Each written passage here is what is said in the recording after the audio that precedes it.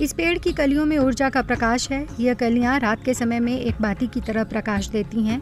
येल्लुदुरु ताल्लुक में बिलिगिरी रंगा वन क्षेत्र में पाए जाने वाले एक पेड़ की कलियों और पत्तियों पर जब तेल लगाया जाता है तो वे बाती की तरह जलती हैं और प्रकाश देती हैं।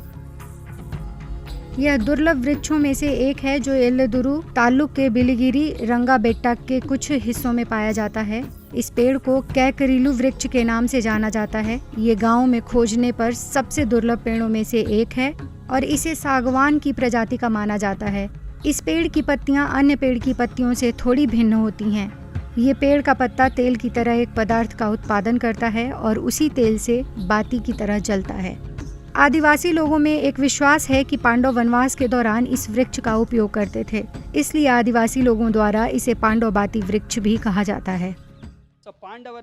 जब पांडव हस्तिनावती में रुके थे तो वो दिए को जलाने के लिए इसी बाती का इस्तेमाल करते थे, लेकिन जब बाती खत्म हो गई तो उन्होंने प्रकाश के लिए इस पेड़ के पत्तों का इस्तेमाल किया।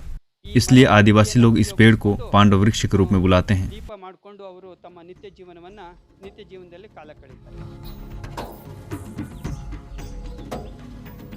एक स्थानीय किंवदंती के अनुसार महाभारत के पांडवों ने इन जंगलों में रहने के दौरान अपनी कुटिया को प्रकाशित करने के लिए इन कलियों और पत्तियों का उपयोग किया था।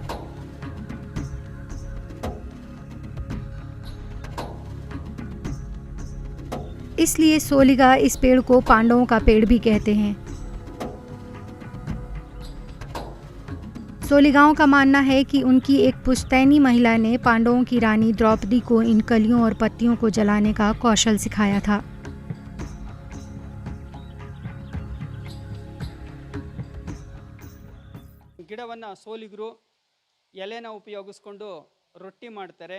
सोलिगा के लोग रोटी और रागी के त्योहार के दौरान इस पेड़ के पत्तों से रोटी और रागी बनाते हैं। सोलिगा लोग रोटी और रागी को बांटने के लिए भी इन पेड़ों के पत्तों का उपयोग करते हैं।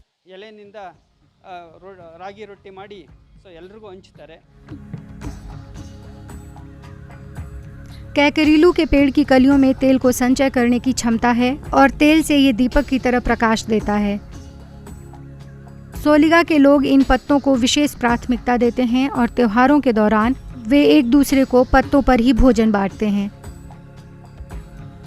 जो लोग जंगल में रहते हैं वे प्रकाश के लिए अन्य उपकरणों का उपयोग करने की जगह इसके पत्तों पर कैस्ट्रोल तेल डालकर उजाला करते हैं। हम इस पेड़ का उपयोग रोटी की दावत के दौरान करते हैं और हम हर दिन इन पत्तियों पर ही भोजन करते हैं। ये पेड़ हमारे समुदाय के लिए बेहद महत्वपूर्ण है और प्रकृति के लिए भी। ये मधुमक्खियों से शहद बनाने में समुदाय की मदद करता है और साथ ही हमारे जीवन यापन में भी कारगर साबित होता है। कैकरीलू वृक्ष की पत्तियां इसके चारों ओर अधिक सुगंध फैलाती हैं। ज्यादा सुगंध होने की वजह से ही मधुमक्खियां भी इस पर छत्ता लगाती हैं। इन छत्तों से सोलिगा लोग शहद प्राप्त करते हैं और बाजारों में बेचते हैं। कैकरीलू का पेड़ जो कि सोलिगा लोगों की भावनाओं से जुड़ा है, वे इससे शहद भी प्राप्त करते हैं जो समुदाय के लोगों के आय का भी एक साधन है। Bureau report, ETV Bharat. 24 घंटे लगातार खबरें देखने के लिए डाउनलोड करें ईटीवी भारत ऐप।